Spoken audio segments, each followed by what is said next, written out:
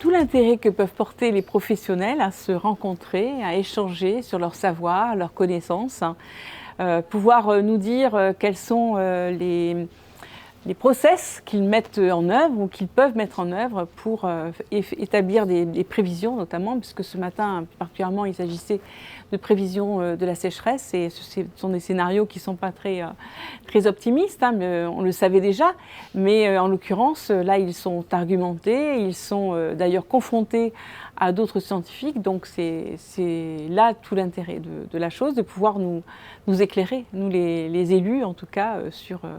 ce qu'il en est non seulement aujourd'hui, mais ce qu'il peut en être demain si nous n'agissons pas à temps. Alors moi j'interviens dans une table ronde qui a affaire à la gouvernance. Donc la gouvernance et la politique de l'eau, qui est une particularité, enfin une politique de l'eau qui est en France assez singulière, puisqu'elle se dessine notamment sur les bassins versants, grâce à nos agences de l'eau et au comité bassin. Dire aussi, parce que je suis vice-présidente d'une métropole hein, en charge de l'eau et l'assainissement, comment nous les élus, nous essayons d'agir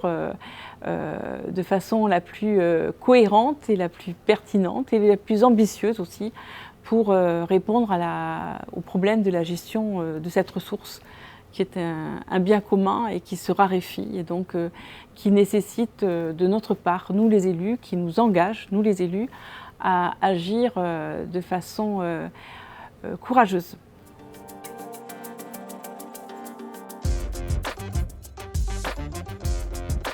Les eaux souterraines, justement comme son nom l'indique, c'est une eau qui n'est pas visible. Et parce qu'elle n'est pas visible, elle n'est pas connue.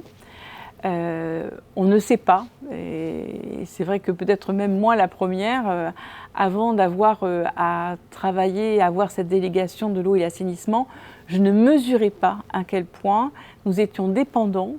de cette eau souterraine qui date des millénaires, qui est effectivement une eau précieuse. Quand on l'apprend, quand on le découvre, quand on le mesure, aujourd'hui par les sécheresses et de savoir que cette eau se raréfie et qu'elle ne se régénère pas,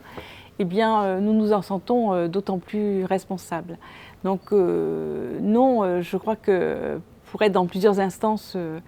que ce soit sur le comité bassin ou que ce soit à l'échelle nationale, on parle peu des eaux souterraines, on parle essentiellement des cours d'eau, des problèmes d'étiage de l'eau, des fleuves, mais